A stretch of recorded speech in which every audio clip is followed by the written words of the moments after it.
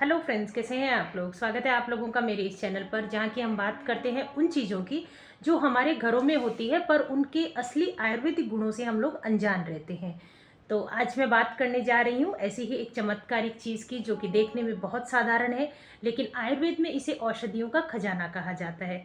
जी हाँ, मैं बात करने जा रही हूँ फिटकरी की, जिसे कि संस्कृत में स्फटिक के नाम से भी जाना जाता है। फिटकरी क्या है, सबसे पहले हम लोग ये जानते हैं। फिटकरी जो होता है वो एक प्राकृतिक खनिज होता है, जो दो प्रकार का होता है। सफ़ेद फिटकरी, जिसे कि हम लोग मेडिसिन यूज़ में लेते हैं, और रेड फिटकरी, जिसका कि उपयोग हम लोग एक्सटर्नल कोई भी ट्रीटमेंट करने के लिए ले सकते हैं। आयुर्वेद के अनुसार फिटकरी क्या होता है कि इस ये कषाय रस प्रधान होता है। इसमें तिक्त रस भी पाया जाता है और थोड़ा अम्ल रस भी पाया जाता है। इसका जो वीर्य होता है वो शीत वीर्य, यानी कि ये ठंडी तासीर वाली होती है, और इसमें जो गुण है वो लघु होता है, और ये रुक्षता ली होती है। ये हमारे शरीर से टॉक्सिन्स को बाहर निकालने की पावर रखती है।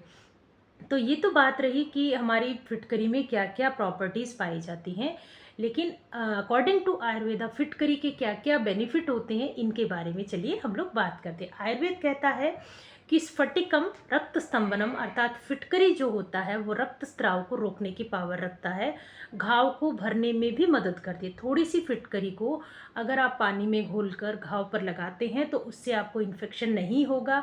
यह एंटीसेप्टिक और एंटीबैक्टीरियल दोनों प्रॉपर्टी से भरपूर होता है, और इसी की इन्हीं प्रॉपर्टीज़ के चलते अगर आप कभी भी फिटकरी को जैसे थोड़ा बहुत कट फट जाता है तो आप इसको यूज़ कीजिए, तो आपको ना तो इन्फेक्शन होगा, और अगर आपको हल्की फुल्की ब्लीडिंग है तो वो तुरंत रुक जाती है। अब मैं आगे बात करने जा रही हूँ कि आयुर्वेद में फिटकरी को मुख्य दोषनाशक भी कहा गया है, कि फिटकरी को पानी में घोलकर अगर कुल्ले किए जाते हैं, गरारा किया जाता है, तो इससे मुंह की बदबू है, छाले हैं, मसूड़ों की सूजन है, वो तुरंत चली जाती है, और ये हमारे जो ओरल हेल्थ होती है वो उसको बहुत स्ट्रॉन्ग कर देती है। और इसी के बाद फिटकरी का जो चूर्ण होता है उसको गुलाब जल के साथ मिलाकर लगाने से हमारी स्किन के ऊपर छोटे छोटे जो फोड़े, फुंसियाँ, खुजली या रिंग वॉर्म जैसी इन्फेक्शन होते हैं उनको ये दूर कर देती है, और हमारी स्किन जो होती है वो ग्लोइंग हो जाती है। इसके बाद में जो एक बहुत अच्छा उपयोग हमारे जीवन में हम लोग आजकल कर सकते हैं, कि फिटकरी के पानी से अगर हम लोग हमारे बालों की वॉश करते हैं तो उनकी जो जमी हुई जो मैल है, डर्ट है, या हमारे जो स्कैल्प का फंगल इन्फेक्शन है वो दूर हो जाता है। बालों की रूट मजबूत होती है, और हमारे स्किन में अगर इचिंग की प्रॉब्लम है तो वो बहुत ही जल्दी दूर हो जाएगी। फिटकरी को आप एज ए नेचुरल डिओड्रेंट के रूप में भी यूज़ कर सकते हैं। फिटकरी को पानी में घोलकर नहाने के पानी में मिलाएं, इससे आपके शरीर की दुर्गंध मिटेगी और आपकी जो स्किन है वो रिफ़्रेश हो जाती है, क्योंकि ये हमारे जो पसीने वाले बैक्टीरिया हैं उनको बहुत जल्दी दूर कर देती है। शरीर के टॉक्सिन्स निकालने के लिए फिटकरी बहुत अच्छी मानी जाती है। आयुर्वेद के अनुसार यह रक्त को शुद्ध करने वाली, यानी कि रक्त शोधक होती है। तो ये तो बात रही कि ब्लड के लिए। अब मैं बात करने जा रही हूँ कि खांसी और गले के दर्द में भी हम लोग फिटकरी का यूज़ कर सकते हैं। थोड़ी सी फिटकरी को गर्म पानी में घोलकर अगर हम उसे गरारा करते हैं तो ये हमारे गले की खराश है, सूजन है, संक्रमण किसी भी तरह का, तो उसको दूर करेगी और हमें शीतलता और आराम देती है। डायबिटीज़ के रोगियों को अगर कोई स्किन डिजीज़ है, या नॉर्मल को भी स्किन डिजीज़ हो जाती है, तो भी फिटकरी बहुत बेनिफिशियल रहती है। फिटकरी जो होती है वो ब्लड को प्यूरिफाई करती है, और हमारा जो ग्लूकोज लेवल है उसको कंट्रोल करती है। इसीलिए अगर कोई डायबिटिक पेशेंट है और वो फिटकरी के पानी से नहाता है तो उसको स्किन इन्फेक्शन में बहुत जल्दी ही रिलैक्स मिल जाता है। अब ये है कि फिटकरी का हम लोग किस तरह से उपयोग करें।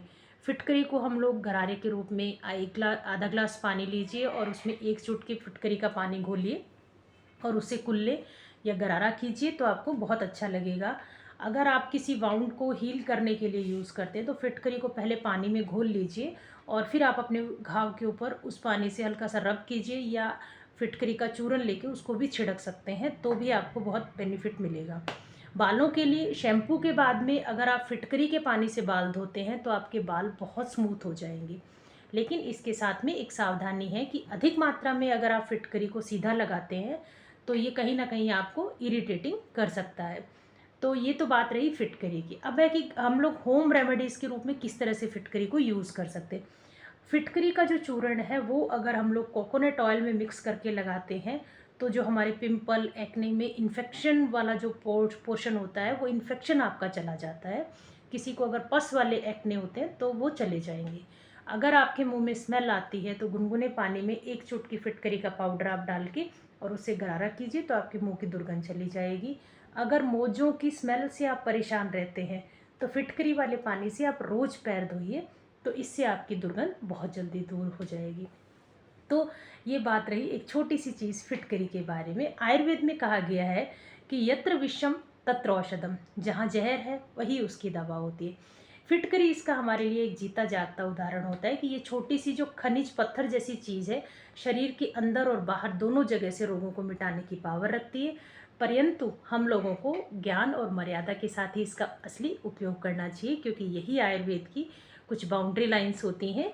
अगर आपको ये वीडियो पसंद आया हो तो प्लीज़ इसको लाइक कीजिए, शेयर कीजिए, चैनल को सब्सक्राइब करना तो बिल्कुल ना भूलें, क्योंकि फिटकरी जैसी साधारण वस्तु भी आयुर्वेद की दृष्टि से जब प्रयोग की जाती है तो वो बहुत ही अच्छा बेनिफिट देती है और वो स्वास्थ्य और सौंदर्य की कुंजी बन जाती है। धन्यवाद। रोज़ जानिए ऐसे ही चमत्कारिक आयुर्वेदिक रहस्यों के बारे में, क्योंकि प्रकृति ही हमारी असली औषधि है। Thank you.